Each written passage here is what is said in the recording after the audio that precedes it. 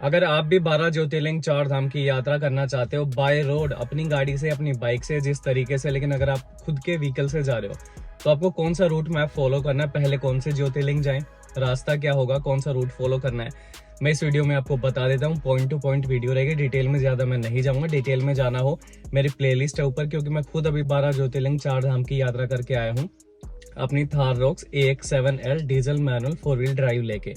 Proper variant मैंने इसलिए बताया ताकि उस गाड़ी की अगर आपको परफॉर्मेंस भी चेक करनी है तो वो भी उसमें मैंने सब कुछ बताया हुआ है। तो मैं बता देता हूँ, मैं निकला था 21 अगस्त 2025 को हरियाणा के महेंद्रगढ़ डिस्ट्रिक्ट से, because that's my home town. 12 ज्योतिर्लिंग है लगभग 8 स्टेट्स के अंदर। 2 है गुजरात में, नागेश्वर, सोमनाथ। फिर 2 आएंगे MP में, उज्जैन, महाकाल, ओमकारेश्वर। 3 आएंगे महाराष्ट्र में, कौन सा, कृष्णेश्वर, त्र्यंबकेश्वर, भीमाशंकर। फिर एक है तमिलनाडु में, रामेश्वरम। फिर मल्लिकार्जुना, आंध्र प्रदेश। ये 12 ज्योतिर्लिंग बता रहा हूँ। फिर झारखंड में है बाबा बैद्यनाथ, यूपी में काशी विश्वनाथ, और फिर उत्तराखंड में है केदारनाथ। ये हो गए 12 ज्योतिर्लिंग 4 धाम। जब आप जाओगे नागेश्वर तो 20 किलोमीटर की रेंज में ही है, इनफैक्ट पहले ही आते हैं उनसे द्वारिकाधीश, 4 धाम में से पहला। रामेश्वरम तमिलनाडु में जो है वो ज्योतिर्लिंग भी है, वो 4 धाम में से भी है, तो आपका दूसरा धाम हो गया। तीसरा जब आप जाओगे बाबा बैद्यनाथ तो थोड़ा साइड में पड़ जाएगा, ओडिशा में जगन्नाथपुरी। चौथा है आपका बद्रीनाथ। जब केदारनाथ जाओगे तो बद्रीनाथ भी हो जाएगा, 100-150 किलोमीटर दूर है।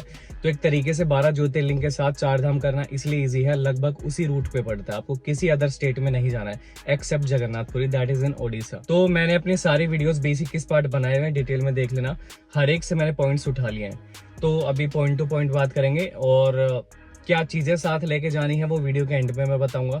क्या क्या एक्सेसरीज आपके पास होनी चाहिए खुद की देखभाल के लिए, गाड़ी की सेफ्टी के लिए, आपकी सेफ्टी के लिए, उसके ऊपर मैंने अलग से वीडियो बनाई हुई है। कुछ बचा हो रहेगा इस वीडियो में मैं आपको बताऊंगा। तो घर से मैं निकला था 21 अगस्त 2025 को। यहाँ से सबसे पहले आप जाएं नागेश्वर, जो कि गुजरात में है। MP ना जाएं, MP नहीं जाना चाहिए मेरे हिसाब से, और जो रूट मैंने फॉलो किया मैं वही बताऊंगा। आप कौन सी स्टेट से हो, कौन सा ज्योतिर्लिंग पास है, आप लोग देख लेना। मैंने रूट फॉलो किया वो मैं बता देता हूँ। अगर नॉर्थ साइड से जा रहे हो, दिल्ली, नोएडा, यूपी, इन साइड से कहीं जा रहे हो तो मैं आपको बता देता हूँ। एक और चीज, आज डेट हो रही है 7 अक्टूबर। अगर इस मंथ में अभी निकलना चाह रहे हो, मान लो आज वीडियो पब्लिश कर दूंगा, तो मैं कहूंगा पहले आप केदारनाथ जाइए, क्योंकि अगर आपको, मेरे को 25-26 दिन लगे, अगर आपको भी 25-26 दिन लग गए, मैंने केदारनाथ आखिर में किया है, आप भी आखिर में करोगे, हो सकता है तब तक कपाट बंद हो जाए, तो आप केदारनाथ को पहले ले लें। मैंने आखिर में रखा था। तो घर से नागेश्वर है 1250 किलोमीटर। उज्जैन के लिए मना इसलिए किया, वो रूट थोड़ा सा साइड में है, थोड़ा लंबा रूट भी है। एनी विच वे आपको गुजरात आना ही आना है, और उज्जैन महाकाल का रास्ता थोड़ा सा खराब है, ये आपको NH48 से जाना पड़ेगा, दिल्ली जयपुर वाले रोड से, थोड़ा बिजी है, रोड भी खराब है। तो मैंने जो रूट फॉलो किया, मैं महेंद्रगढ़ से निकला था, उसके बाद मैं सतनाली, लोहारू, झुंझुनू, फतेहपुर, रतनगढ़, डूंगरगढ़ होते हुए फिर मैं अमृतसर जामनगर वाला जो एक्सप्रेसवे है, आप देखोगे यहाँ पे आपका एनुअल टोल पास भी चलेगा, और कहाँ नहीं चलेगा वो भी मैं बताऊंगा। यहाँ पे आप चढ़िए, लगभग मैंने सुना है कि 1300 किलोमीटर का ये पूरा हाईवे है, लेकिन आप इस पे चढ़ के जब आप लेफ्ट लोगे, बीकानेर से थोड़ा ही पहले आता है, इस पे आप चढ़िए, लगभग 500 किलोमीटर के बाद गुजरात का बॉर्डर आ जाएगा। लेकिन एक चीज बता दूं, इस पे जब भी आप अपनी गाड़ी बाइक चढ़ाएं, पेट्रोल डीजल फुल करा के ही चढ़ें। ये हाईवे का इनॉग्रेशन 2 साल पहले हो गया था, लेकिन अभी भी इसके ऊपर फ्यूल पंप नहीं है, अगर है वो अंडर कंस्ट्रक्शन है, फंक्शनल नहीं है। खाने पीने का कुछ भी नहीं है, ऑलमोस्ट जीरो। अपना खाने पीने का सामान लेके जाना साथ, कुछ भी रख सकते हो। मैं प्रोटीन का सामान काफी लेके गया था, आप अपने बिस्किट लेके जाएं, नमकीन लेके जाएं, कुरकुरे, जो चीज आप खाना प्रेफर करते हैं, जिसकी शेल्फ लाइफ ज्यादा है, जिसको ज्यादा दिन तक स्टोर कर सकते हो, वो लेके जाइए।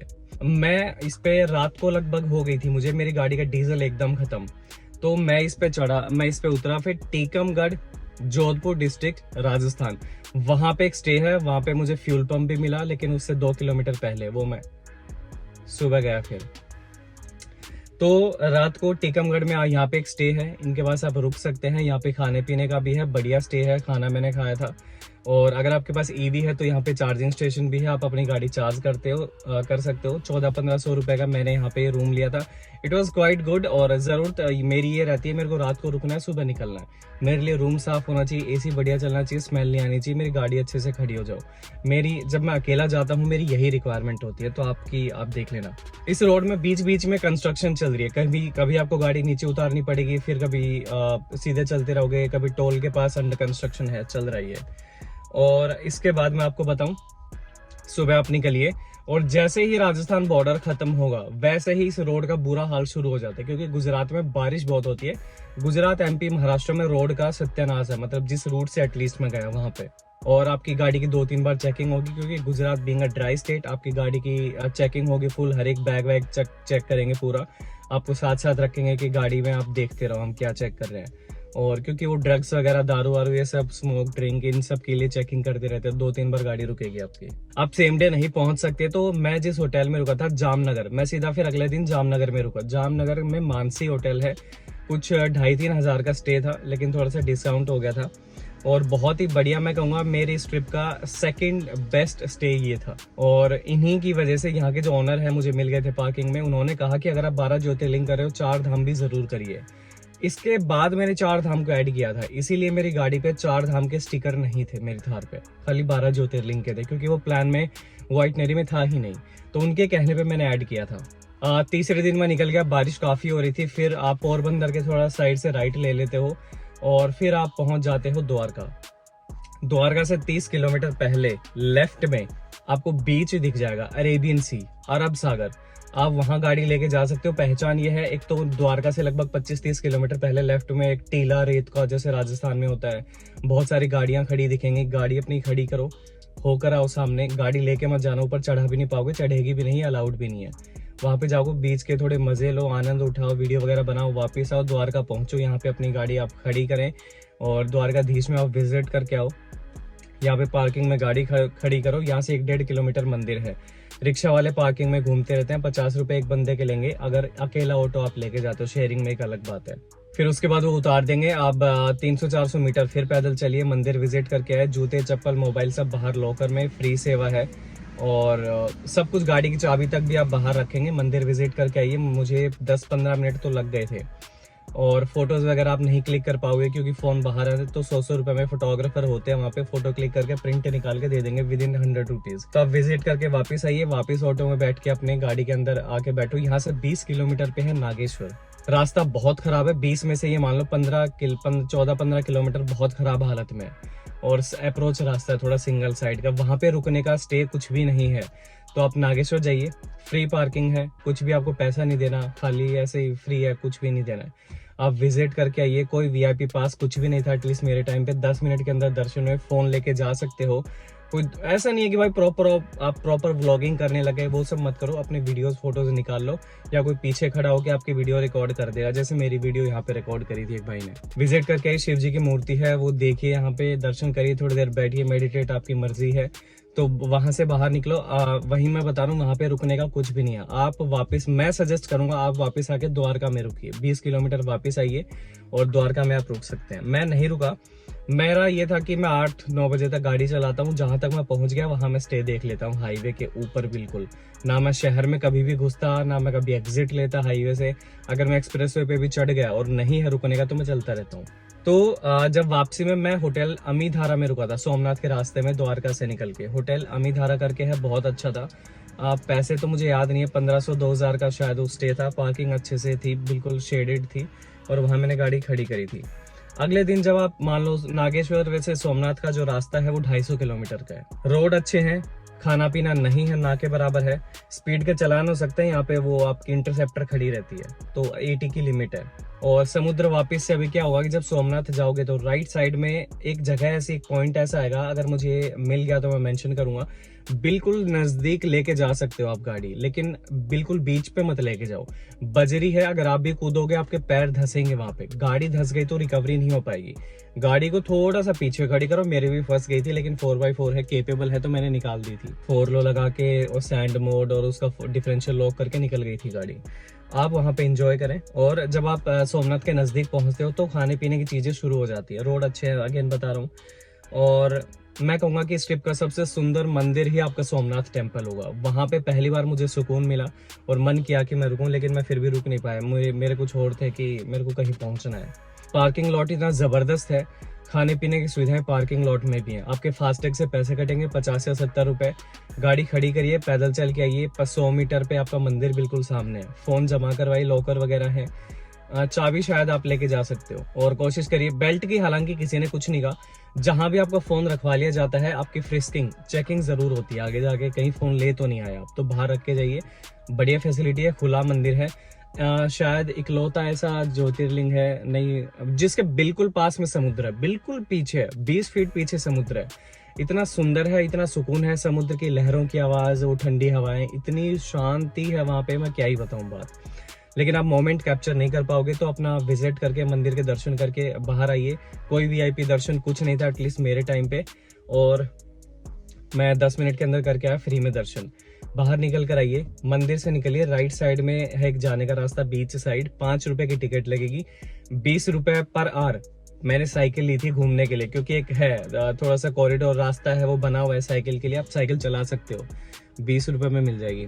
तो आप वो विजिट करिए, एक दो और चीजें हैं वहाँ पे इंपॉर्टेंट, वो विजिट करिए। और मैं फिर मतलब बीच साइड आप साइकिल लेके जाओ, पैदल जाओ, जैसे मर्जी, वहां से आप मंदिर की फोटोज वीडियोस बना सकते हो। मैं यहाँ पे डाल रहा हूँ, मैंने बढ़िया से बनाई, फुल वसूल हो गया मेरा जाना। थोड़ी देर बैठो वहाँ पे, महसूस करो उन वाइब्स को, और अगर आप चाहो तो वहाँ पे होटल वगैरह ले सकते हो, पास में ही है, लेकिन मैंने लिया नहीं। मैं सिटी के अंदर कभी भी नहीं लेता, ट्रैफिक होता है, गाड़ी फंस सकती है, तो आने जाने में दिक्कत होती है, तो मैं कभी भी वहाँ पे गाड़ी होटल नहीं लेता। और पार्किंग में ही होटल वाले आ गए थे, वो घूमते रहते हैं स्कूटी, भैया होटल चाहिए होटल चाहिए, बाहर की गाड़ियाँ पहचान लेते हैं। तो मेरे पास एक बंदा आया, 1000 रुपए में होटल की फोटोज दिखाई, मैंने कहा जैसा दिखाया वैसा ही होना चाहिए। तो दर्शन हो गए थे, तो मैं गाड़ी लेके साथ चल दिया।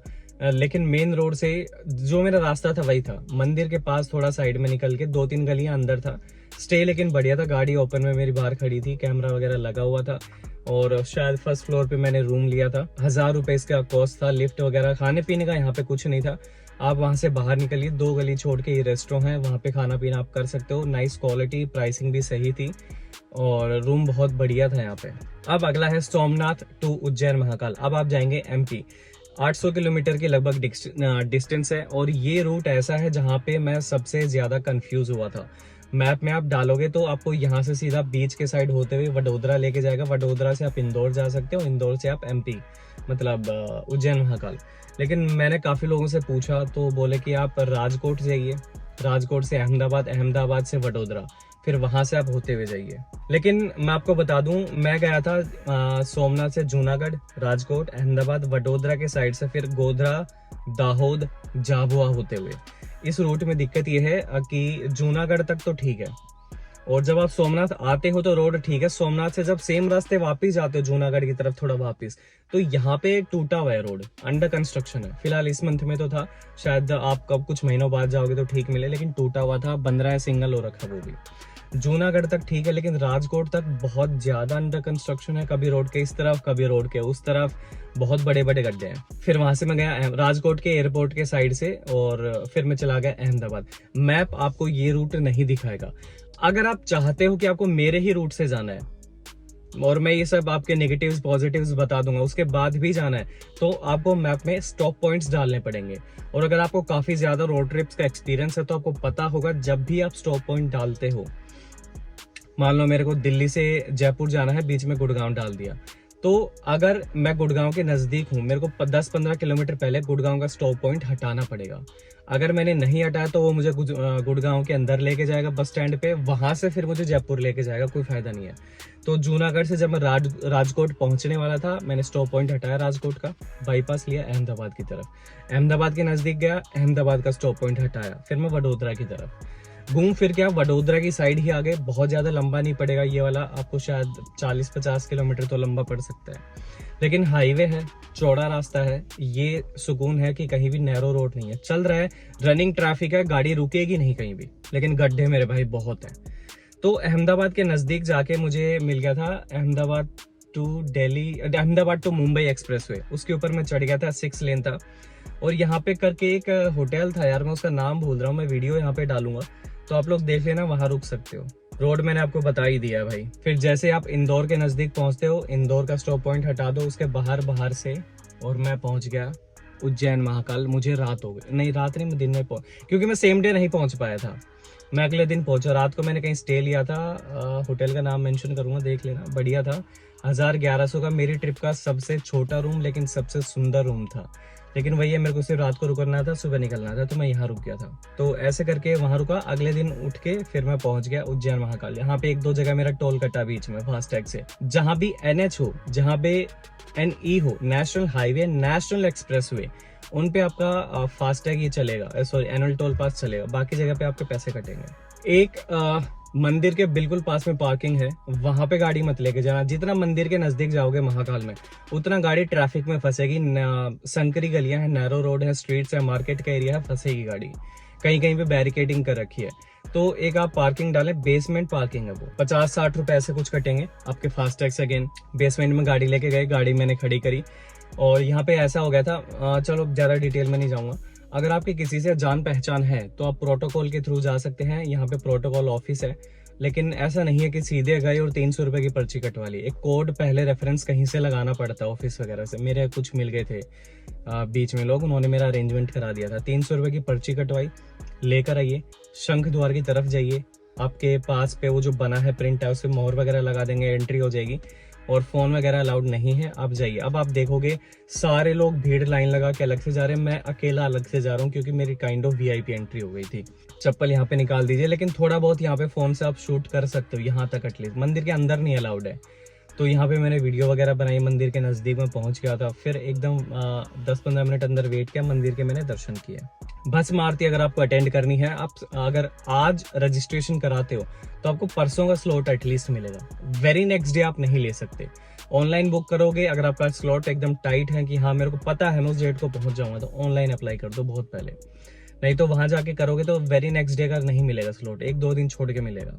वहां से अगर आप उज्जैन गए हो तो आप काल भैरव जरूर जाइए, 7-8 किलोमीटर है। लेकिन अगर अपनी गाड़ी अगर लेके जा रहे हो तो आप उज्जैन महाकाल के ट्रैफिक में फंसोगे, क्योंकि आपको रास्ता पता नहीं है। गूगल मैप बताएगा, वो गलियों से लेकर जाएगा, ई रिक्शा, टेम्पो, ट्रैवल, ये बहुत है वहां पे।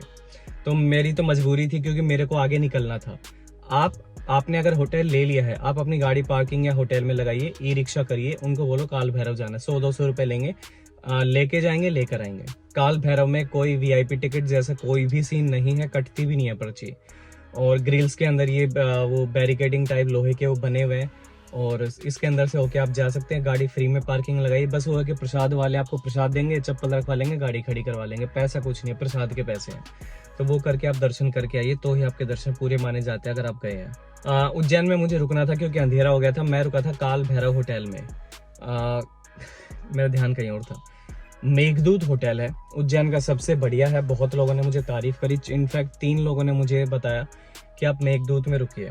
एकदम प्रॉपर, मतलब प्रॉपर एकदम 5 स्टार टाइप वाइब्स हैं। गाड़ी खड़ी करिए, पार्किंग बहुत बढ़िया है, खाने पीने का बहुत बढ़िया है।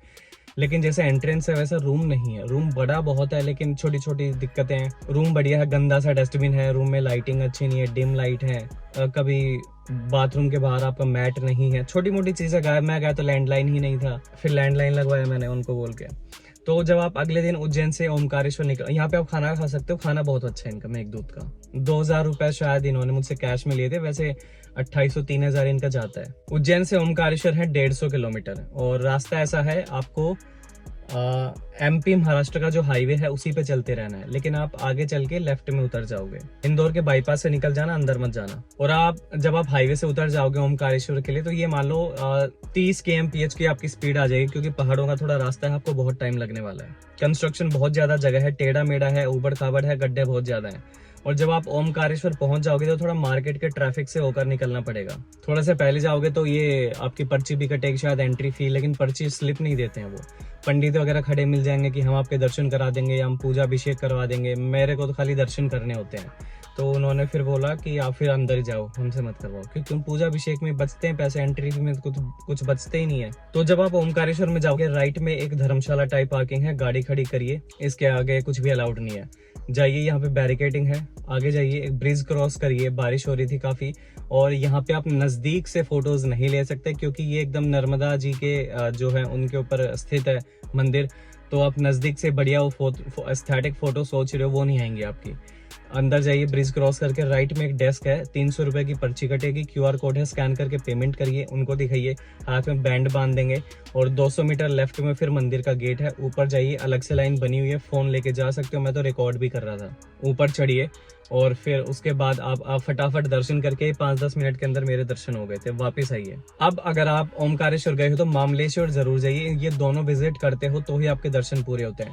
और मामलेश्वर यही है, इस मंदिर से आप वापस आइए, गाड़ी पार्किंग से निकालिए, 1-1.5 किलोमीटर पे मामलेश्वर है। मामलेश्वर की लेफ्ट में थोड़ा और ऊपर चढ़ना पड़ता है, लेकिन ध्यान दें, मुझे नहीं पता था, वो रास्ते में सब्जी मंडी भी है। लोगों की इतनी ज्यादा भीड़ है, झुक के सब्जियां खरीद रहे होते हैं। गाड़ी के थार का बोनेट इतना ऊंचा है, दिखता नहीं है कि कौन है क्या है, तो बहुत ज्यादा ट्रैफिक है। अगर आगे से गाड़ी आ गई तो बहुत ज्यादा आपको मतलब दिक्कत होने वाली है। लेकिन सामने मंदिर है और राइट में पार्किंग है, 100 रुपए पार्किंग के आपके लगेंगे। इस मंदिर में कोई भी VIP दर्शन जैसी फैसिलिटी, कोई पर्ची वगैरह नहीं कटती है। फोन यहाँ पे अलाउड नहीं है, जेब में रखिए, लॉकर वाली कोई सुविधा नहीं है। आप विजिट करके आइए, 10 मिनट में यहाँ भी मेरे दर्शन हो गए थे।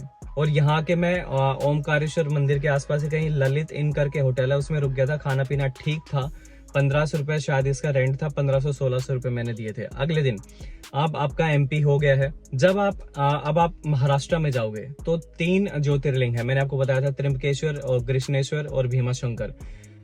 अगर मेरे बताए हुए रूट से जा रहे हो तो आप फ्लो याद रखो, GTB, दिल्ली में GTB नगर है, कृष्णेश्वर, त्र्यंबकेश्वर, भीमाशंकर, इसी फ्लो में आपको जाना है। यही आपके लिए इकोनॉमिकल रूट होगा, उल्टा सीधा नहीं घूमना पड़ेगा। अब जब आप वापस कृष्णेश्वर के लिए निकलोगे, वही खराब रास्ता आएगा, ओमकारेश्वर से तो बाहर निकलोगे ही, तो लगभग ये मान लो 80-100 किलोमीटर तक वही सिंगल रास्ते पे चलना पड़ेगा। फिर उसके बाद मुंबई वाला हाईवे आ जाएगा, MP धुले हाईवे, वो रोड, और वो सही है, एनुअल टोल पास आपका चलेगा। अब आप एक काम करना, यहाँ पे ट्रैफिक बहुत होता है, लगभग जगह पे ट्रैफिक जैम होगा क्योंकि रास्ता खराब है। अपनी गाड़ी लेफ्ट साइड में ही रखना, जहां भी ट्रैफिक लगता दिखे।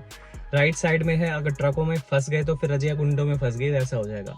गाड़ी है लेफ्ट साइड से निकाल सकते हो, राइट में फंस गए तो फिर फंस गए। 2 जगह आपकी गाड़ी के पेपर चेक होंगे, ये पुलिस ऑफिसर चेक करेंगे। जब मैं कन्याकुमारी गया तब भी यही थे, और इसी जगह पे गाड़ी इन्होंने बस पूछा था, वहां पे पेपर चेक नहीं हुए। लेफ्ट लिया, आगे गया, थोड़ा सा बाहर निकलता हूँ, महाराष्ट्र के बाहर नहीं, मतलब थोड़ा साइड में, तो यहाँ गाड़ी के पेपर चेक होंगे। पहाड़ी एरिया स्टार्ट हो जाएगा, मैं उसका नाम भूल रहा हूँ, उससे पहले आपके पेपर चेक होंगे। अब जब आप कृष्णेश्वर पहुंचते हो, कृष्णेश्वर में ऐसा है, रोड से ज्यादा नीचे आपको नहीं उतरना पड़ेगा। मतलब 3-4 किलो आप हाईवे से नीचे उतरिए, 3-4 किलोमीटर की ही रेंज में आपको मंदिर आ जाएगा। मंदिर के एकदम सामने पार्किंग है, 100 रुपए पार्किंग के लगेंगे। गाड़ी खड़ी करिए, अंदर जाइए। और VIP दर्शन जैसी सुविधा तब तो नहीं थी क्योंकि भीड़ नहीं थी, मैं गया ही ऐसे सीजन में था, ऐसे टाइम पे था, क्योंकि तब सावन वगैरह सब खत्म हो गए थे तो भीड़ नहीं थी। यहाँ पे बेल्ट आप जरूर उतारेंगे और मोबाइल बाहर रखिए, गाड़ी में नहीं रखना है, फोटोज वगैरह बाहर क्लिक करनी है। तो लॉकर सुविधा है वहां पे, बारिश आ गई तो लॉकर सुविधा है वहां पे, आप रखिए, मंदिर के अंदर जाइए। इसमें आपको जो जेंट्स है, मर्द हैं, उनको शर्टलेस जाना पड़ता है। आप शर्ट, बनियान, टोपी, टी-शर्ट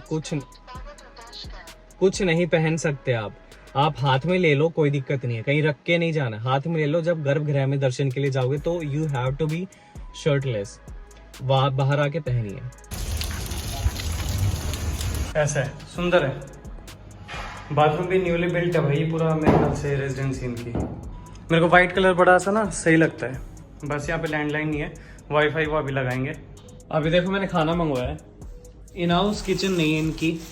आप कृष्णेश्वर अगर आप गए तो एलोरा केव्स आप जरूर जाइए, वो वहाँ पे सिर्फ आधा किलोमीटर की रेडियस में है, रेंज में है। वहाँ पे गाड़ी खड़ी करिए, डेडिकेटेड पार्किंग है, 30-40 रुपए का टोकन एंट्री का वहाँ पे लगता है। और वहाँ पे हमारे कैलाश टेम्पल भी है अंदर। इसमें शायद पता नहीं 32 है कि कितनी है, 16th एंटर करोगे जब बिल्कुल सामने हमारा कैलाश टेम्पल उसी में है, फर्स्ट फ्लोर पे। अंदर जाइए, देख कर आइए, फोन वगैरह यूज कर सकते हो, कोई दिक्कत नहीं है। और सारे केव्स घूमने में बहुत टाइम लगता है। ई रिक्शा भी है वहाँ पे, वो जो बच्चों के लिए, बुजुर्गों के लिए, तो आप वो भी देख सकते हो, उनमें बैठ के आप जा सकते हो। और बहुत बढ़िया जगह है। हमारे शायद 20 रुपए के नोट पे जो पिलर, जो पिलर जो, या मान लो जो स्ट्रक्चर दिखती है, वो वही है एलोरा केव्स में। वो आपको सेम नोट के ऊपर जो डिजाइन है वो वहीं से लिया गया है। अब मैं आपको बताता हूँ कुछ काम की चीज। कृष्णेश्वर से जब आप त्र्यंबकेश्वर जाओगे तो डिस्टेंस है कुछ लगभग 205 किलोमीटर। बढ़िया रोड है, आप वापस उसी रोड पे चढ़ेंगे और थोड़ी देर बाद आपको समृद्धि महामार्ग आ जाएगा, जिसपे 120 किलोमीटर टोल कटेगा। 2 रुपए पर किलोमीटर है, 120 की लिमिट है, लेकिन टूटा फूटा है, कभी इधर कंस्ट्रक्शन है राइट लेन में, कभी लेफ्ट मोस्ट लेन में, तो थोड़ा संभल के चलाना। और इससे आपको उतरना होगा लगभग 110-120 किलोमीटर के बाद। उसके बाद आप 70 किलोमीटर, क्योंकि त्र्यंबकेश्वर जो है नासिक में है, तो 70 किलोमीटर पे आपको फिर ये समृद्धि महामार्ग से आप उतरेंगे और आपको साइड में चलना होगा। वो रोड ठीक है वैसे। यहाँ पे मैंने एक जगह खाना खाया था, हरिओम ढाबा करके, लेकिन खाने में मक्खी आ गई थी। Quality was not good. They are not even sorry for their mistake कि हाँ खाने में आ गया, कह रहे हैं कोई नहीं लेकर आते हैं, गिर गया। तो आप अवॉइड करना नॉर्मल ढाबे वाबे खाने जो ओपन में होते हैं थोड़े। अब आप जब त्र्यंबकेश्वर पहुंच जाओगे, आपको नासिक के ट्रैफिक से निकलना ही निकलना पड़ेगा, बाईपास नहीं है। अगर कोई रास्ता ले भी लिया वहां भी ट्रैफिक है, क्योंकि भाई Nashik is a big city ना, तो टाइम आपको लगने वाला है वहां पे। थोड़ी गर्मी हो रही है यार। मंदिर के पास आप जाओगे तो ये मान लो 1-2 किलोमीटर पहले आपको लोग रोकना शुरू कर देंगे कि भैया गाड़ी दूर खड़ी करनी पड़ेगी, हमारी गाड़ी में हम आपकी गाड़ी में बैठ के चलेंगे, और गाड़ी में बैठ के जाएंगे, मंदिर के बिल्कुल पास लगवाएंगे, 700-800 रुपए ले लेंगे, 400 ले लेंगे। मत करवाना, राइट लो यहाँ से, अब फिर लेफ्ट लो आधा किलोमीटर पे, और वहां पे जाके आप सरकारी पार्किंग है, गाड़ी खड़ी करिए 100 रुपए। ओपन पार्किंग जो है बाहर ही, वहीं पे गाड़ी लगाना। थोड़ा सा आगे जाओगे जहाँ पे मैंने गाड़ी खड़ी करी थी तो बेसमेंट पार्किंग है, लेकिन इतना गोबर है, इतनी स्मेल आती है, मतलब मैं क्या ही बताऊं।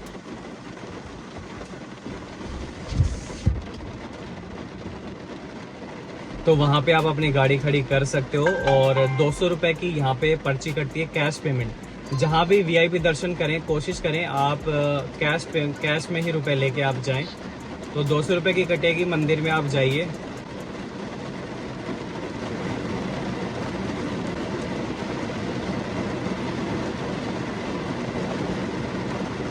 यहाँ पे जाओगे, मंदिर एकदम सामने है, उत्तर द्वार है, अंदर यहाँ से ले जाएंगे, 10 मिनट में दर्शन हो जाएंगे, विजिट करके वापस आइए। अब आपको जाना है त्र्यंबकेश्वर से भीमाशंकर, जो कि है लगभग 250 किलोमीटर पुणे में।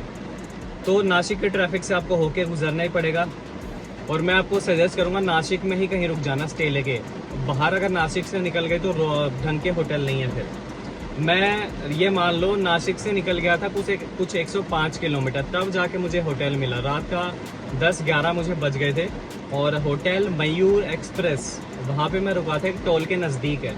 मंचर एक बाईपास करके एक जगह आएगी, वहाँ पे पहाड़ी रास्ता स्टार्ट हो जाएगा, और यहाँ से मंदिर 60 किलोमीटर है, और लास्ट के 15-20 किलोमीटर मतलब रोड इतना खराब है आपको आपकी नानी याद आ जाएगी, बहुत खराब है। और यहाँ एंट्री चार्जेस लगेंगे कुछ, और मंदिर से 2 किलोमीटर पहले आपकी गाड़ियाँ खड़ी करवा देंगे। आप यहाँ से पैदल जाइए, चाहे आप इको चल रही होती है कैब सर्विसेज, वो आप ले सकते हैं शेयरिंग वाली, ये आपको अंदर ले जाके छोड़ेंगी मंदिर के पास। तो वहाँ पे आप दर्शन करके आइए। मेरा तो 1500 रुपये एक बंदे को दिए थे। गाड़ी एकदम मंदिर के बिल्कुल बगल में एग्जिट गेट पे जाके खड़ी हो गई थी, जहाँ पे वीआईपीज की गाड़ी लगती है, वहां तक मैं गया था, और 5 मिनट के अंदर दर्शन करवाया। वो अंदर लेके गया, हाथ पकड़ के। पुलिस वाले मुझे रोक रहे हैं, लेकिन वो लेके जा रहा है क्योंकि उसे पैसे मिले हुए हैं। मंदिर के अंदर फोटो क्लिक करी उसने, चंदन का लेप भी लगाया माथे पे, और क्या बढ़िया सुगंध आ रही थी गाड़ी में वापस आने के बाद। यहाँ पे माता का मंदिर भी है, उनके भी आप दर्शन जरूर करके आए, बिल्कुल वहीं बिल्कुल पास में, कहीं और नहीं जाना गाड़ी लेके।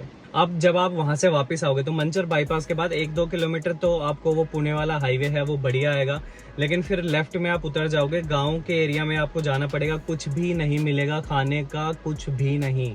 आपको सजेस्ट करूंगा अगर अंधेरा हो गया तो यहीं कहीं आप रुक जाइए स्टे लेके। यहाँ से ये मान लो कि 105 किलोमीटर ना ऐसे सिंगल रास्ता मिलेगा, कहीं पे कंडीशन ठीक है, कहीं पे कंडीशन खराब है, लेकिन सिंगल है, 4 लेन हाईवे नहीं मिलेगा।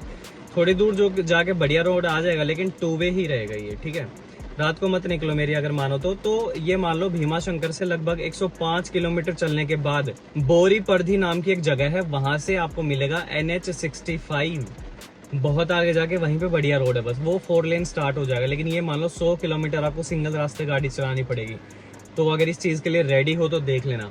और इस एरिया के होटल्स में या महाराष्ट्र के होटल्स में या साउथ में आप ये मान लो बियर दारू वारू वाले होटल रेस्टोरेंट में ऐसे ही बैठे रहते हैं, फैमिली टाइप नहीं है। मैं तो नहीं रुक पाया। और यहाँ पे स्टे को कहते हैं लॉजिंग। लॉजिंग मिल जाएगी क्या? लॉजिंग, और वो इतने अच्छे नहीं होते भाई, स्मेल मारती रहती है, ये अच्छे नहीं होते हैं। तो महाराष्ट्र में अगर आप ऑन रोड देखते हो स्टे अच्छे नहीं है। मैं एक होटल में रुका था, मैं NH65 पे चढ़ गया था, होटल गोल्डन करके था। My experience was not good. Bag वैग नहीं लेके जा रहे हो पर, क्योंकि दारू वगैरह मिलती है, वो बार वगैरह में उन्हीं में बिजी हैं, होटल वालों पे ध्यान नहीं दे रहे। मेरा ऐसा मानना है जो लोग रेस्टोरेंट प्लस होटल दोनों मैनेज कर रहे हैं वो ठीक से मैनेज नहीं कर पाता। अगर एक ही बंदा मैनेज कर रहा है तो वो नहीं कर पाएगा। तो रूम ठीक था, ज़्यादा नेगोशिएट भी नहीं हुआ। सुबह मुझे कह रहा भैया पानी की बोतल के 20 रुपये दे दो, जबकि एक ही बोतल थी, कॉम्प्लीमेंट्री होती है, लेकिन उसने पैसे लिए। और मुझे कह रहा भैया सिगरेट के रुपए दो। मैं बोला कौन सी सिगरेट? कह रहा आपके रूम में लड़का दे के गया था। मैं बोला लड़का बुलाओ, कौन सा दे के गया था? फिर 5 मिनट तो लिए, फिर कह रहा भैया ठीक है जाओ, उससे गलती हो गई होगी, किसी और के रूम में गया था। ऐसे वहाँ पे चिपकाने की कोशिश करते हैं। You have to be very confident, क्योंकि मैंने ये चीज़ें आज तक टच नहीं करी है। फिर सुबह जब आप उस होटल से निकलोगे, आगे जाओ, चतुर्थी वेज करके एक होटल रेस्टोरेंट है, बहुत शानदार है, बहुत ज़्यादा बड़ा है, पार्किंग स्पेस है, खाना बहुत बढ़िया है, स्टाफ बहुत बढ़िया है। बिल पे कर रहा हूँ तो बिल्कुल पीछे यहाँ बैठा हूँ, इतने पीछे काउंटर है। मैं बोला मैं खड़े होके पे कर देता हूँ। बोले नहीं सर आप बैठे रहिए, हम आते हैं। तो डोसा लिया था और मीठी लस्सी ली थी। रेट अच्छे थे, क्वालिटी बहुत अच्छी थी। पता नहीं यार आपको कितनी आवाज़ आ रही होगी क्लियर। चलो आपको बारिश की आवाज़ भी आ जाएगी। अब जब आप भीमा शंकर से आप तमिलनाडु रामेश्वरम जाओगे तो आपको 2 रास्ते मिलते हैं। एक है आंध्र प्रदेश होके, स्ट्रिक्टली अवॉइड दैट। आपको बैंगलोर वाला रास्ता लेना है, जिसमें सोलापुर और बैंगलोर के साइड से निकलता है ना, वही रास्ता लेना है। डिस्टेंस है कुछ, मैं लिख नहीं पाया, 1500 किलोमीटर के आसपास है। ध्यान रखना बैंगलोर वाला ही रूट आपको लेना है। रास्ते में सोलापुर से रास्ता अलग हो जाएगा आपका। सोलापुर तक तो कॉमन है, आंध्र प्रदेश वाला बैंगलोर वाला, वहां से जाके वाई सेक्शन बन जाएगा, लेकिन बैंगलोर होके जाना है। विजयपुर आएगा बीच में। और मैं रात को रुका था क्योंकि मैं कर्नाटका में एंटर तो कर गया, बैंगलोर नहीं पहुंच पाया था शायद। मैं आपको बता देता हूँ, रात में मैं रुका था MR रेजिडेंसी, एकदम होटल के हाईवे के बिल्कुल बगल में। EV चार्जिंग स्टेशन भी है। खाना बहुत बढ़िया था, बाहर से मंगवा के दिया था, ये खुद नहीं बनाते हैं। जिस भी आप होटल में रुकें उनसे ज़रूर पूछें क्या आपका इन हाउस किचन है, क्या आप खुद बनाते हो। खुद बनाते हैं तो थोड़ा ज़्यादा कन्वीनियंट होता है, वरना वो बाहर से मंगवा के देते हैं, ठीक है। लेकिन गुड स्टे और बहुत हेल्पफुल भी थे। शायद 1500-1600 रुपये इतने लिए थे उन्होंने। फिर बैंगलोर होके बाहर से निकल जाना, बैंगलोर की इलेक्ट्रॉनिक सिटी भी आएगी। तो आपको मैं बता देता हूँ, वहाँ पे ना एक आउटर रिंग रोड भी आता है बैंगलोर का, और बहुत बड़ा है। होसूर मतलब वहाँ पे आपके एनुअल टोल पास नहीं चलेगा, क्योंकि वो स्टेट ओन्ड है, लोकल अथॉरिटीज ने उसे बनाया है। 306 रुपये का वहाँ पे मेरा टोल लगा। बढ़िया बाईपास था, सीमेंटेड था, क्वालिटी बहुत अच्छी थी, लेकिन पैसे आपके कटेंगे। कर्नाटका में एक चीज का ध्यान रखना, रात को अगर ट्रैवल कर रहे हो, दिन में भी अचानक स्पीड ब्रेकर आते हैं, हाईवे के ऊपर भी आ जाएंगे। इंटरसेक्शन होता है तो जेब्रा क्रॉसिंग जैसा वो आता है मार्किंग, उसके बाद 7-8 ब्रेकर लगातार हाईवे के ऊपर हैं, बीचों बीच। मेरी गाड़ी बहुत बार जंप करी है, तो आप इस चीज का थोड़ा ध्यान रखें। फिर जब आप होसूर तमिलनाडु में आ जाओगे तो NH44 छोड़ना मत। आपको एक ना दूसरा रास्ता दिखाएगा होसूर में। जब आप पहुंचोगे तमिलनाडु में तो आपको वो नहीं लेना है। आप मेरी बात मानो, होसूर से जैसे निकलोगे आपको जाना है कृष्णागिरी। आप मैप में स्टॉप पॉइंट डालोगे, मैप वो रास्ता नहीं दिखाएगा। मैप दिखाएगा एक फ्लाईओवर के नीचे से right, avoid that. Krishnagiri map में डालिए स्टॉप पॉइंट। वहां से आप जाएंगे धर्मपुरी, वहां से आप जाएंगे मदुरई। तिरुचिरापल्ली आप छोड़ देना, ठीक है, तिरुचिरापल्ली होते हुए नहीं जाना है, आप जाएंगे मदुरई होते हुए। क्योंकि अगर आप तिरुचिरापल्ली डायरेक्ट चले गए, जो कि मैप दिखाएगा, ये मान लो 200-225 किलोमीटर सिंगल रूट है। सिंगल मतलब उसी में आ जा रहे हैं। खराब नहीं है कंडीशन, तमिलनाडु के रोड अच्छे हैं, लेकिन सिंगल है तो कोई कहीं भी आ जाएगा, रॉन्ग साइड आ जाएगा, एक्सीडेंट के चांसेस होते हैं। थोड़ा स्लो चलोगे तो आप वो रास्ता ना लें। मदुरई के पास जाओगे तो NH44 से उतर के कुछ दूर आप NH85 पे आ जाओगे, फिर थोड़ी देर में 87 पे आ जाओगे। फिर जब रामेश्वरम के नजदीक पहुंचोगे तो लगभग लास्ट के आपको 40-50 किलोमीटर तो सिंगल चलना पड़ेगा। वहां पे 4 लेन नहीं है, लेकिन let me assure you, road condition बहुत जबरदस्त है। रामेश्वरम के नजदीक पहुंचोगे तो बीच साइड आ जाएगी, तो आप इस फ्लाईओवर पे गाड़ी चलाओगे। इधर भी हरे रंग का, नीले रंग का पानी, इधर भी बहुत सुंदर है मैं कहूँगा। और यहाँ पे जब आप रामेश्वरम के 10 किलोमीटर थोड़ा नजदीक होते हो तो स्टे खाने पीने का बहुत ज्यादा है। थोड़ा और नजदीक जाओगे तो राइट में रास्ता जाता है धनुषकोडी का, इंडिया का जो एंड है, जो राम सेतु है उसके लिए। सबसे पहले आप मंदिर जाइए, सामने आपको मंदिर दिखेगा, वहां से आप लेफ्ट लीजिए, आधा किलोमीटर पे जाइए, वाई सेक्शन से राइट लीजिए। यहाँ पे 100 रुपए लेके पार्किंग है, आप अपनी गाड़ी यहाँ पे खड़ी करिए, कैमरा वगैरह लगे हुए हैं, so don't to worry about it. अगर आपको रामेश्वरम में जाना है तो 22 कुओं का अगर आपको स्नान करना है तो 12 से 3 बजे मंदिर बंद रहता है। कहते हैं कि अगर आपको रामेश्वरम के दर्शन करने हैं पहले आप स्नान करिए तभी आप जाइए। तो 3 घंटे में फ्री था, क्योंकि मैं 1 बजे पहुंच गया, 12:30-1 बजे, तो मैं धनुषकोडी चला गया। धनुषकोडी आप जाइए, यहाँ पे आपकी एंट्री टिकट लगेगी जब रामेश्वरम में एंटर करोगे तो भी, और धनुषकोडी जाओगे तो भी। धनुषकोडी आप जाइए, 5 बजे के बाद वहाँ किसी को नहीं रुकने दिया जाएगा। धनुषकोडी मेरे को ज्यादा बताने की जरूरत नहीं है, इंडिया का आखिरी एंड है, इसके बाद इंडिया यहाँ पे खत्म है। श्रीलंका थोड़ा दूर है और राम सेतु के ऊपर ये रोड बना हुआ है, विजिट करके आइए। खाने पीने का यहाँ पे है, फ्रूट सेलर वेंडर हैं, गाड़ी बहुत ज़्यादा नज़दीक मत लेके जाना। जैसे आपको दिखे धनुषकोडी सामने है, गाड़ियाँ रुकनी स्टार्ट हो गई, वहीं खड़ी कर देना। आगे जाके ट्रैफिक है, गाड़ी घुमा भी नहीं पाई, यू टर्न भी नहीं ले पाओगे। गाड़ी 100 मीटर पहले खड़ी कर दो, जाओ विजिट करो। फोटो वगैरह खींचने वाले हैं फोटोग्राफर वहाँ पे, वो आपकी फोटोज क्लिक कर देंगे 150 रुपए में। ये इतना शांत बीच है क्योंकि एक ऐसा नहीं है कि भाई ये पॉइंट है यहीं पे बैठ के बीच देखो, नहीं। पूरे रास्ते में जहाँ भी बीच नज़दीक है जाने का रास्ता है, कहीं भी बैठ सकते हो। गाड़ी बीच पे नहीं जाएगी, ऑन रोड खड़ी रहेगी। जाओ बैठो जितनी देर, लेकिन शाम के 5 बजे वहाँ किसी को नहीं रुकने दिया जाता है। ये सरकार का नियम है। जो वहाँ पे जो लोग बिजनेस कर रहे हैं, मच्छी पकड़ने वाले, जो फ्रूट वेंडर हैं, किसी को नहीं रुकने दिया जाता। वहाँ कोई नहीं रुकता रात को। इसका रीज़न क्या है उसके लिए आपको मेरा पूरा व्लॉग देखना पड़ेगा। आप वहाँ से वापस आइए, पार्किंग में गाड़ी खड़ी करिए और गाड़ी वापस लगा सकते हैं उन्हीं पैसों पार्किंग वाले में, क्योंकि 24 घंटे के लिए वैलिड होती है पार्किंग। जो दर्शन के लिए आप जाइए, थोड़ा सा कॉरिडोर बना हुआ है, यहाँ पे आप राइट लीजिए, चप्पल निकालिए, लेफ्ट में काउंटर है, 25 रुपए की टिकट लीजिए, अंदर जाइए। 200 रुपए की भी टिकट मिलती है, लेकिन आपको जो स्नान कराएंगे स्टाफ मेंबर अंदर, जो पंडित जी हैं या जो भी कर्मचारी हैं वहाँ के, 25 रुपए की टिकट लोगे तो थोड़ा सा पानी हाथ में डाल के स्नान करा देंगे। आप चेहरे पे सर पे लगा सकते हो। 200 रुपए की कटाओगे तो आपको बाल्टी भर के नहला देंगे सेम पानी से। मैंने 25 की ली, मैं बोला पानी है तो सेम ही। 22 कुओं के पास अलग अलग लोग बैठे हुए हैं। जैसे आप जाओगे आपको बुला लिया जाएगा, आपको स्नान करवा देंगे। इन पानी को आप पी सकते हो। सबकी अलग अलग महत्वता है, अलग अलग देवी देवताओं के नाम पे वो है और पीने लायक है। सबका अलग अलग टेस्ट भी है। तो दर्शन से पहले आप स्नान जरूर करिए। और कहा ये जाता है अगर आपने स्नान कर लिया है तो आप कपड़े बदल के जाइए। मेरी नीली जीन्स थी, ज्यादा गीली दिखी नहीं, व्हाइट शर्ट थी दिखी नहीं, तो मैं वही पहन के चला गया था। अब यहाँ पे पार्किंग जो फीस कटती है अब कटने लग गई। पिछले साल तो नहीं थी जब मैं गया था। 50 की पर्ची, 100 की, 200 की, 300 की, जितने ज्यादा दोगे उतना नजदीक खड़े रहोगे। लेकिन किस्मत इतनी बढ़िया, बिल्कुल भी भीड़ नहीं थी। फ्री में दर्शन किए। Phone is not allowed at all. पूरे मंदिर में चाहे आप दर्शन करें चाहे स्नान करें, फोन अलाउड नहीं है। जेब में रखिए। मैंने जैसे तैसे करके कुछ बनाए थे क्लिप्स, क्योंकि तब तक उन्होंने मना नहीं किया था। ठीक है, आप दर्शन करके वापस आइए। और मैंने होटल पार्किंग के जस्ट सामने ले लिया था और नाम मैं मेंशन करूंगा यहाँ पे या तो मैं दिखाऊंगा। MMT से बुक किया। वैसे 2600 3000 रेंट था और टैरिफ था। रिसेप्शनिस्ट ने ही मुझे कहा कि भैया MMT से बुक कर लो, 1300 रुपये में यहीं बैठ के यहीं हो जाएगा। मैं बैठ गया और खाना पीना साउथ में अच्छा है नहीं, मैं बता देता हूँ। Room was good. तो रामेश्वरम अगले दिन आप निकलिए। रामेश्वरम से मल्लिकार्जुना, जो कि आंध्र प्रदेश में, डिस्टेंस इज अराउंड 1050 किलोमीटर्स। 2 रास्ते मैप आपको दिखाएगा। आपको जाना है चेन्नई नेल्लोर वाले रास्ते से। आपको तिरुपति बालाजी होके नहीं जाना है, वो रूट खराब है। आपको तिरुपति बालाजी होके तभी जाना है अगर आपको तिरुपति मंदिर में दर्शन करने हैं, वरना मैं आपको कहूंगा कि आप ना जाएं, वो ठीक नहीं रहेगा आपके लिए। और यहाँ पे ऐसा हुआ था, मैंने 2-3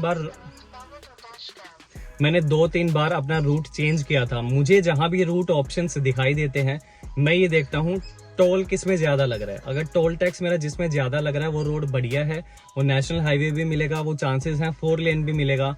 तो जहां पे ज्यादा टोल दिखता है और रास्ता थोड़ा सा लंबा है, डिस्टेंस थोड़ी सी ज्यादा है, मैं वो रूट ले लेता हूँ। मैंने बहुत बार बीच में किया कि ये रास्ता 28 किलोमीटर लंबा है, इसमें मेरे को 40 मिनट ज्यादा लग रही है, मैं वो लेते गया और बढ़िया, इतने बढ़िया रोड मिले, मैं क्या ही बता दूं आपको। लगभग पूरे रास्ते NH16 पे मैं चलता गया। और आपको एक और चीज बता दूं, आपको पूरी ट्रिप पे खाने में जो ज्यादा दिक्कत आएगी, सबसे ज्यादा तमिलनाडु, चेन्नई, मल्लिकार्जुना, ओडिशा की तरफ आपको मिलेगी। अपना खाने पीने का इंतजाम करके चलना, चाहे आप कुक कर सकते हो, चाहे आप लेके चलिए। वैरायटी रखिए, एक ही तरीके का फूड आप ना रखें, स्टमक अपसेट होगी। मेरी भी हो गई थी। और वहां पे खाने का सच में कुछ नहीं है मेरे भाई, रुकने का होटल वगैरह कुछ भी नहीं है, या फिर आपके वो लायक नहीं है। मैं तो नहीं रुका। और जब आप चेन्नई के थोड़ा नजदीक जाते हो तो चेन्नई के अंदर मत घुसना, इसका बाईपास लेना। लगभग 45 किलोमीटर लंबा इसका बाईपास है चेन्नई का।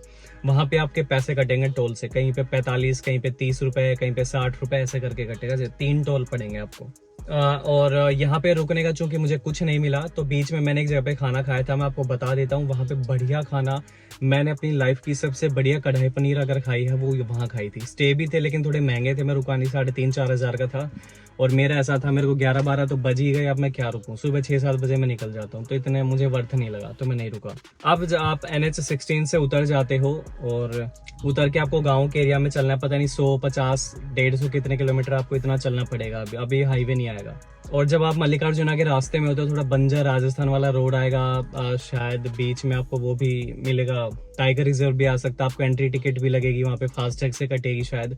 हाँ, फास्टैग से कटी थी मेरी गाड़ी की भी। मल्लिकार्जुन आप जाइए, यहाँ पे हर टोल पे टूटे फूटे रास्तों पे आपको किन्नर बहुत ज्यादा मिलेंगे। कोशिश करना आप गाड़ी ना रोको उनको। आपके गाड़ी के बोनेट पे पैर रख देंगे, बस पे पैर रख देंगे, पैसे जबरदस्ती कपड़े ऊपर उठा देंगे। तो आपको ही करना है, वो रुके। अगर आपको नहीं देने का मन है, साइड में बुलाइए, जैसे साइड में गाड़ी अपनी भगा लो। एक ही तरीका है और कुछ भी नहीं है।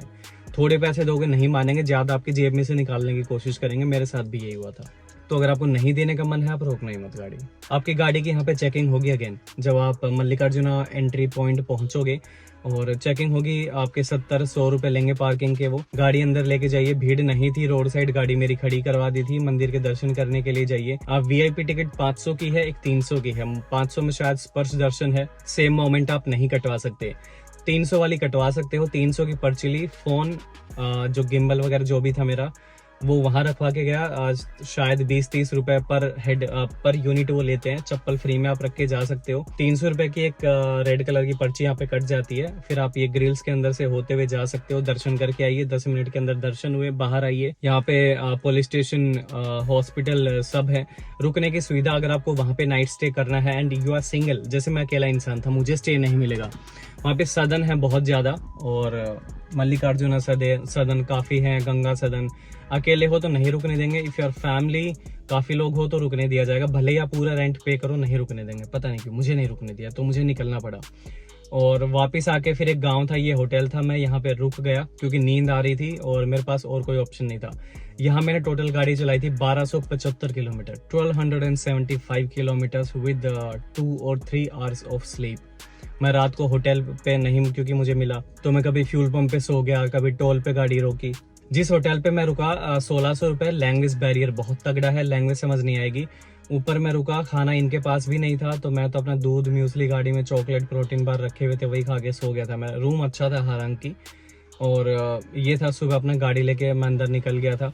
यहाँ से जो आपका NH16 है वहाँ पे, जो कि जगन्नाथपुरी अब जाएगा, तो वहां से सिर्फ 15-20 किलोमीटर ही है वो हाईवे पे गाड़ी चढ़ाओ। मैं रुक इसलिए गया था, हाईवे पे फिर कुछ नहीं मिलेगा। अब यहाँ से चूंकि 1000 किलोमीटर है, सेम डे में नहीं पहुंच सकता, तो मैं शायद उड़ीसा में तो एंटर कर गया था। तो मेघना होटल करके एक होटल है, वहां पे मैं रुक गया था। और खाना इनका बहुत अच्छा है, स्टे बहुत अच्छा था, लिफ्ट वगैरह लगी हुई है, रूम बढ़िया था, तो आप यहाँ पे रुक सकते हो। और जब लास्ट का 50 किलोमीटर रह जाएगा तो गांव के रोड शुरू हो जाएंगे। आप न्यू जगन्नाथ रोड के नाम से आएगा, हाईवे से नीचे लेफ्ट ले लोगे एग्जिट, और फिर नीचे से राइट जाएगा। पूरा गांव का रास्ता है, लेकिन सुंदर बहुत है। ब्रेकर भी हैं, ज्यादा नहीं है। शायद बस ट्रक भी वहीं से आते हैं, तो वो मेन रोड है, कोई गलत रास्ता नहीं है, आप यहाँ से जा सकते हो। सुंदर बहुत आएगा। लेकिन जब लास्ट के 8-10 किलोमीटर रह जाएंगे तो वापस हाईवे आएगा, जो शायद भुवनेश्वर के साइड से आया था। तो 10 किलोमीटर में वापस आपको हाईवे मिल जाएगा। तो आपकी मर्जी है, गांव का हाईवे रोड नहीं लेना है तो भुवनेश्वर जाके वापस आ जाना, लेकिन वो डबल पड़ेगा आपको डिस्टेंस। जब लास्ट के 2 किलोमीटर रह जाएगा तो आप फिर से गांव के अंदर से निकलोगे, और मंदिर के 2 रास्ते हैं, एक सीधा अंदर से, एक थोड़ा बाहर से। बाहर वाला 2 किलोमीटर लंबा है, लेकिन बाईपास है, अंदर सीधे चले गए ट्रैफिक में फंस सकते हो, बस स्टैंड भी आएगा। तो आप बाहर से ले लेना, मंदिर के बिल्कुल नजदीक जाएगा। और जब आप मंदिर के नजदीक पहुंच जाते हो, आप इस मेन रोड पे मर्ज करोगे, एकदम सामने गाड़ी की पार्किंग है, बेसमेंट में गाड़ी को लेके जाइए, गाड़ी यहाँ पे खड़ी करिए। आपको 150 रुपए पर आई थिंक पर 4 आवर्स आपको चार्ज करेंगे, 4 घंटे के 150 रुपए।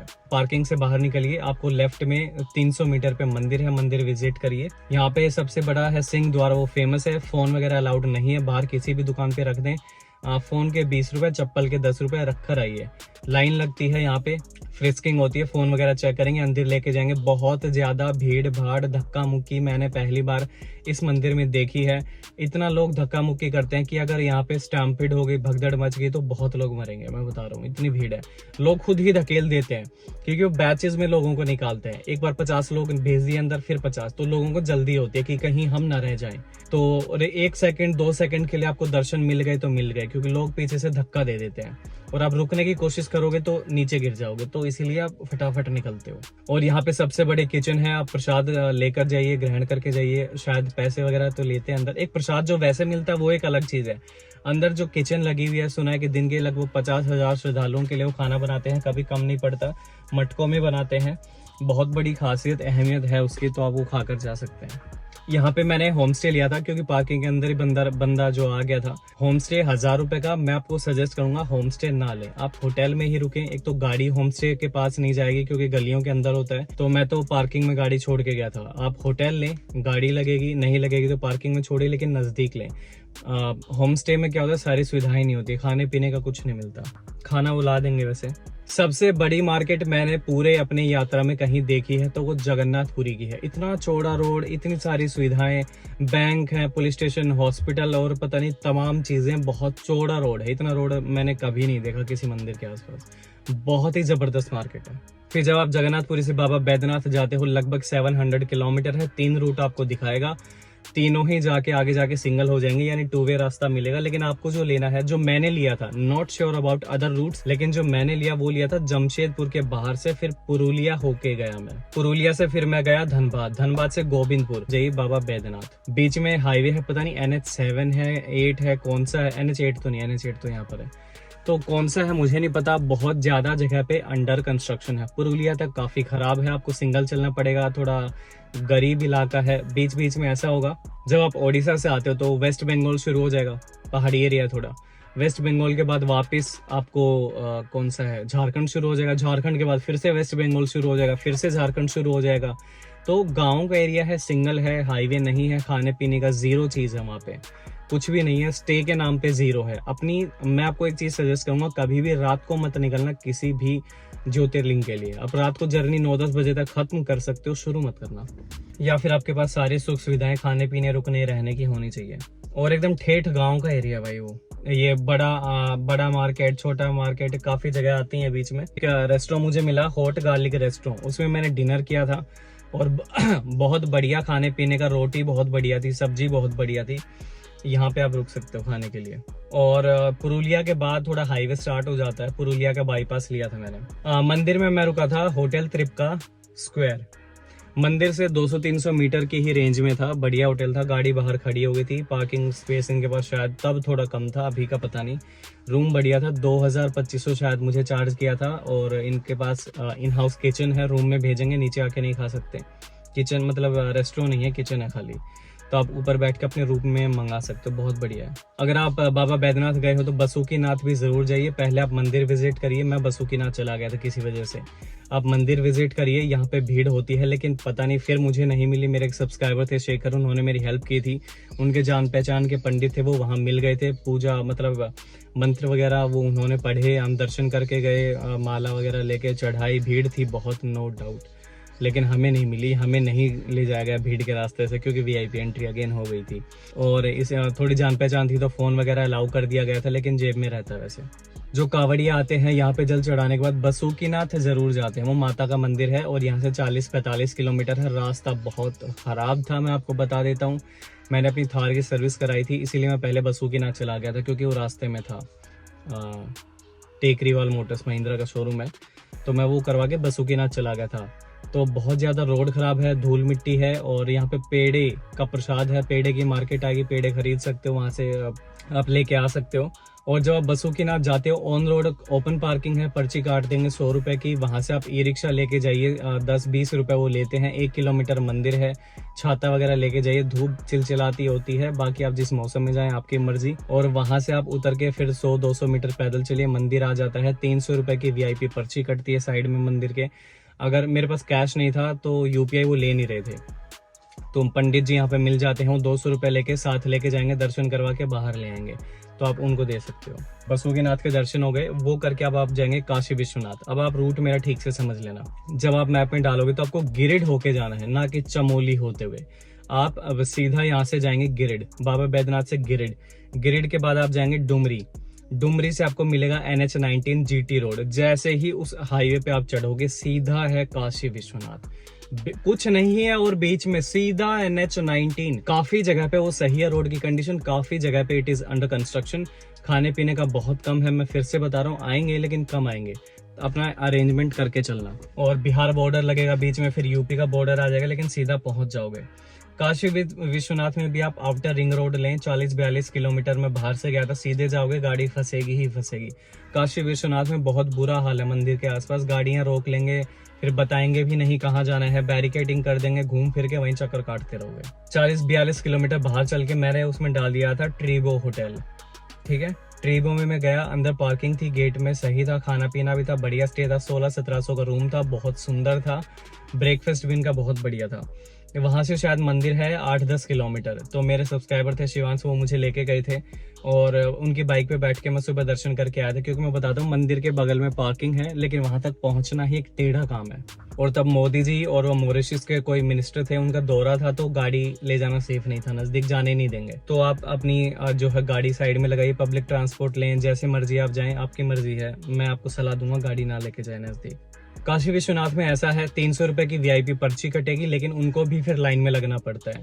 तो हमने मंदिर के जस्ट सामने फूलों वालों की एक दुकान थी, उसको 500 रुपए दिए, बाइक खड़ी करी, फोन भी लॉकर में रखे, कोई पैसे नहीं दिए अलग से, बस फूलों जो वो बदले में, लेकिन वो कहते हैं फूल लो, प्रसाद लो, कुछ भी लो, वो लेना पड़ेगा 150-200 रुपए का, वो लिया। और 500 रुपए एक बंदे को दिए, उसने एक पुलिस वाले दरोगा को बाहर बुलाया, वो हमें साथ अंदर लेके गए, साथ साथ लेके गए, और VIP वाली जो लाइन है उससे भी आगे लेके गए। 5 मिनट में दर्शन हुए। आप फोन बाहर जमा करवा के जाएं, आपकी चेकिंग होगी, फिर भी अगर गलती से चला गया, पुलिस वाला भी आपको साथ लेके गया है, तो आप अंदर भी फोन जमा करवा सकते हैं, वहां भी होता है। गर्भगृह में तो नहीं लेके जाने देंगे। यहाँ पे आप बाहर निकल के गंगा आरती सुबह शाम होती है, वो अटेंड कर सकते हो, बहुत बढ़िया मानी जाती है। यहाँ पे बहुत सारे घाट हैं, 80 घाट है, वो सारे आप दर्शन कर सकते हैं। उसके बाद हम काल भैरव गए। काल भैरव के लिए किसी को कोई पैसे देने की जरूरत नहीं है, फ्री में दर्शन होते हैं। पतली गलियों में पीछे के रास्ते से चले जाना, अपना दर्शन करना, और फिर यहाँ पे हमने इस कोतवाली में बाइक खड़ी कर दी थी फ्री में, और आके अपनी बाइक उठा के वापस आ गए। फिर मैं गाड़ी में आ गया और मैं निकल गया केदारनाथ के लिए। अब ये बंद करते हैं, अब मेरे को सारा मुंह जुबानी याद है। केदारनाथ के लिए जब आप निकलते हो, आपको 2 रास्ते मिलते हैं। पहले तो मैं इससे बाहर निकला काशी विश्वनाथ से, फिर आपको 2 रास्ते जो मिलेंगे, लखनऊ तक आपका सेम रास्ता है, पूर्वांचल एक्सप्रेसवे मिलेगा लखनऊ से पहले। लखनऊ के बाद आपको मैप जो दिखाएगा बरेली, मुरादाबाद, सीतापुर होते हुए, ऑन पैरेलल आपको एक दूसरा रास्ता दिखाएगा, आगरा लखनऊ एक्सप्रेसवे, फिर आपको यमुना एक्सप्रेसवे, फिर आपको ग्रेटर नोएडा। 200 किलोमीटर लंबा है ये वाला रूट, दूसरा वाला जो मैंने आगरा लखनऊ वाला आपको बताया, लेकिन टाइम बराबर है। 200 किलोमीटर लंबा, लेकिन टाइम बराबर, कुछ 15-20 मिनट, आधे घंटे का फर्क होगा तो होगा। और इस पे टोल आपका जो है फास्टैग से कटेगा, ना कि एनुअल टोल पास, क्योंकि आगरा लखनऊ ये सब जो है स्टेट ओन्ड है, ना कि नेशनल हाईवे, इनको ऑन नहीं करती। टोल कटेगा, 1200 का टोल कटेगा। 200 किलोमीटर लंबा है तो आपका डीजल पेट्रोल भी ज्यादा लगेगा, लेकिन क्या रोड है, क्या ही रोड है। मैं बहुत जाता हूँ, बहुत सुकून है इन रोड्स के ऊपर।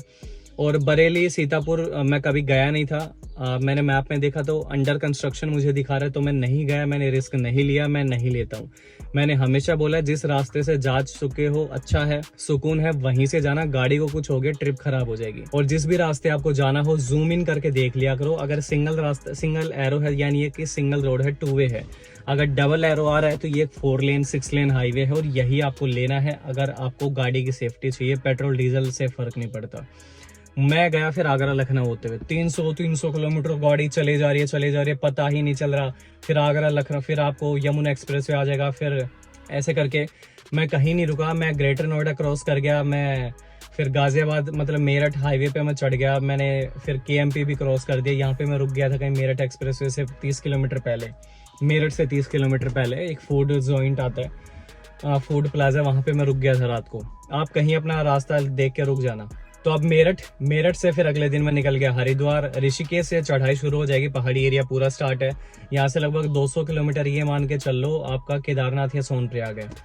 और मेरा ऐसा हो गया था, मुझे पहले बद्रीनाथ जाना था, क्योंकि मेरा हेलीकॉप्टर 15 तारीख से सर्विसेज शुरू हो रही थी, 15 का हेली था बुक्ड, और मैं 12 को पहुंच गया था। तो सोचा 2 दिन कहाँ वेट करूं, बद्रीनाथ चला गया, चौथा धाम हो जाएगा मेरा। आपको रुद्रप्रयाग से रास्ते चेंज हो जाते हैं। रुद्रप्रयाग से या तो केदारनाथ जाओ या बद्रीनाथ। रुद्रप्रयाग से फिर आप आगे जाइए, श्रीनगर पता नहीं पहले आता शायद रुद्रप्रयाग से, हाँ। तो रुद्रप्रयाग से आप सीधे जाइए, जोशीमठ आएगा। रास्ता बहुत खराब है, बद्रीनाथ का लैंडस्लाइड हो रखे थे, ऑल्दो चल रहा था काम, लेकिन कभी ये वाली लेन रोक दी, कभी वो वाली रोक दी, क्योंकि ताज़ा लैंडस्लाइड हुई है, जेसीबी आई हुई है, वो हटा रही है, तो लोग कभी 1 घंटे रुक जा रहे हैं, कभी 1.5-2 घंटे। जोशीमठ तक रास्ता खराब है। फिर एक पीपल कोटी नाम की जगह आएगी, वहाँ भी रास्ता बहुत खराब है, क्योंकि मार्केट का एरिया है, गाड़ी फंसेगी। आप आगे जाइए और काफ़ी जगह पे आधा रोड ही बह गया है पूरा लैंडस्लाइड में, तो अचानक सामने आता है। तो इसलिए मैं आपको सजेस्ट करूंगा आप रात को ट्रैवल ना करें। बद्रीनाथ में मेरे श्रीनगर में मुझे मेरे सब्सक्राइबर मिले थे, चंद्रशेखर। इनके भाई का स्टे था, इन्होंने अरेंज कर दिया था, बद्री विला रिजोर्ट। और मैंने आपको बताया था कि गुजरात के जामनगर में hotel Mansi was my second best stay, first one was Badri villa resort. पूरा लकड़ी का है, इनका रेस्टोरेंट बहुत अच्छा है, पूरियां ऐसी कि मतलब मैं हाथ लगाऊं तो हाथ को तेल ना लगे, इतनी सॉफ्ट, खाना बहुत अच्छा था।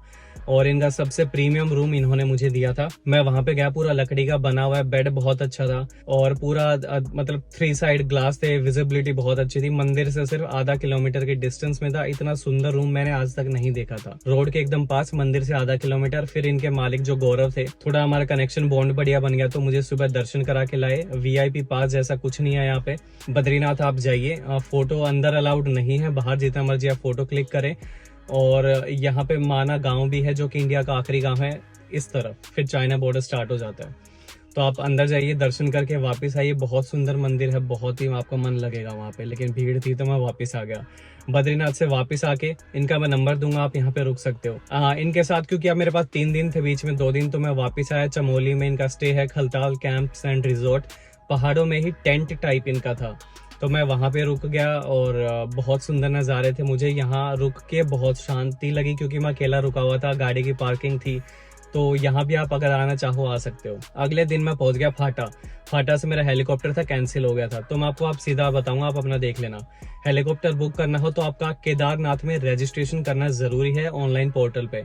12 के 12 ज्योतिर्लिंग में किसी में भी ऑनलाइन रजिस्ट्रेशन की जरूरत नहीं है, एक्सेप्ट केदारनाथ। उसका आप ऑनलाइन करेंगे तो ही कल को आप हेलीकॉप्टर के लिए अप्लाई कर सकते हो, क्योंकि उसमें वो जो आपका Kedarnath registration application type number है वो डालना होता है, वो आपका आधार से लिंक्ड होता है, तो आपकी डिटेल उठा लेता है। तो आप जब वहां जाइए, आप अगर मैं मान के चलता हूँ आपको पैदल चलना है, सोनप्रयाग में गाड़ी खड़ी करिए, रास्ता थोड़ा सा खराब था वो भी, और ये पैसे लगते हैं। मेरे पूरी रात गाड़ी खड़ी रही थी, मेरे 450 रुपये लगे थे। सोनप्रयाग से 1-1.5 किलोमीटर आप गाड़ी खड़ी करके पैदल चलिए, वहां से आपको कैब मिलती है, 50 रुपये पर सवारी लेते हैं। और यहाँ से आप आगे चल के आपको गौरीकुंड उतार देगा, शायद 5-7 किलोमीटर की दूरी है। वहां से गाड़ी खड़ी करिए, आप मतलब वहां से उतरिए, फिर से थोड़ा आधा किलोमीटर पैदल चलिए। घोड़ा लेना हो तो 1500 रुपये में, बाकी सीजन के ऊपर डिपेंड करता है। 22 किलोमीटर का ट्रैक है। ट्रैकिंग की टिप्स मैं आपको नहीं दूंगा, मैं खाली रूट बता रहा हूँ। तो मैं फिर भी ये कहूँगा कि ज़्यादा देर आप ना रुके, मेरे थाइस जाम हो गए थे वहाँ पे। तो आप रेनकोट ऐसा लें जो कि फुल मतलब आप पैंट वाला है, क्योंकि घोड़े पे बैठोगे उनकी गद्दियाँ वो गीली होती हैं, आपको अंदर नमी पहुँच जाएगी। तो आप पैंट वाला बढ़िया रेनकोट लें, आप बढ़िया जूते लें, ट्रैक करके आइए। केदारनाथ में VIP दर्शन जैसा कुछ नहीं है, लेकिन पंडित वगैरह ऐसा अनऑफिशियली पैसे लेके जल्दी दर्शन करवा देते हैं। केदारनाथ के दर्शन करें हैं तो ऊपर भैरव बाबा के भी जाइए, 1 किलोमीटर और चढ़ना पड़ेगा। 22 किलोमीटर का ट्रैक है, मैंने ट्रैक किया था। केदारनाथ के दर्शन करके अगले दिन मैं वापस आ गया। रात को एक स्टे में मैं यहाँ पे रुका, और फिर केदारनाथ से जब मैं अपने घर वापस आया तो वापस रुद्रप्रयाग, श्रीनगर, और ये यहाँ पे ऋषिकेश, और उसके बाद से फिर हरिद्वार से पानीपत, गोहाना होते हुए NH 152D लेके मैं अपने घर पहुंच गया। ये मेरा रूट था पूरा, मैंने ऐसे सर्कल किया। ठीक है, थोड़ा वेस्ट गया, वेस्ट से साउथ गया, साउथ से फिर मैं थोड़ा जो भी डायरेक्शन मान लो ईस्ट है, जो भी है ईस्ट वेस्ट, जो मुझे ज़्यादा नहीं पता, वो करके फिर मैंने ऐसे केदारनाथ आखिर में किया। क्योंकि केदारनाथ में जब मैं निकला अगस्त में, तब लैंडस्लाइड हो रहे थे। मुझे लगा अगर मैं सितंबर में रखता हूँ तो मौसम थोड़ा ठीक मिलेगा, और ठीक भी था, बारिश वगैरह हो रही थी। इट वॉज अनसेफ, लेकिन महादेव की कृपा थी, कहीं भी मुझे दर्शन में कोई दिक्कत नहीं, कहीं पे मुझे रुकने में कोई दिक्कत नहीं हुई। हर जगह मेरे दर्शन बहुत अच्छे से होते गए। ये था मेरा रूट मैप। पूरा खर्चा जो मेरी थार का आया था, मैं अकेला गया था, 1,65,000 70,000 के आसपास का खर्चा था। गाड़ी में डीजल लगा मेरा 80,000 का, खाना पीना 40,000, स्टे 40,000, खाना पीना मेरा 15,000 के आसपास का था। और जो टोल मेरा लगा आगरा लखनऊ वाले पे कट गया था 1200, तो टोटल टोल ही मेरा 2439 रुपये कटा था। बाकी सारा एनुअल टोल पास से कटा, और मेरी एनुअल टोल पास में 200 ट्रिप्स मिलती हैं, उसमें से मेरी 120 ट्रिप्स माइनस हो गई, 119। 80 ट्रिप्स मेरी अभी बची हुई हैं। तो पूरी ट्रिप पे मेरा टोल का बहुत ज्यादा फायदा हुआ क्योंकि मेरे पास एनुअल टोल पास था। कुछ चीजें फटाफट बताता हूँ। गाड़ी के अंदर जितनी भी एक्सेसरीज होनी चाहिए उस वीडियो का लिंक ऊपर है, जाकर देख लेना। खाने पीने की बहुत ज्यादा चीजें होनी चाहिए, गाड़ी टेंच कंडीशन में होनी चाहिए। सर्विस आ रखी है, करा के लेके जाओ, नहीं रास्ते में करानी पड़ेगी। टायर खराब है, टायर चेंज कराओ, एक भी लापरवाही नहीं बरतनी है। झारखंड में था, मेरी गाड़ी की सर्विस हुई। डिस्क पैड 3000 किलोमीटर के लिए ही बची थी पीछे वाली। 7000 की थार की डिस्क पैड आती है रॉक्स की, मैंने चेंज कराई क्योंकि मुझे पता था मुझे अब पहाड़ों में गाड़ी चलानी है, केदारनाथ बद्रीनाथ। तो मैंने डिस्क पैड चेंज कराई। 1% कमी गाड़ी में नहीं होनी चाहिए। गाड़ी को कुछ भी हुआ, ट्रिप बर्बाद, सारा पैसा खराब, आपका मेंटल पीस खराब, ट्रिप बर्बाद हो जाएगी, मूड खराब हो जाएगा।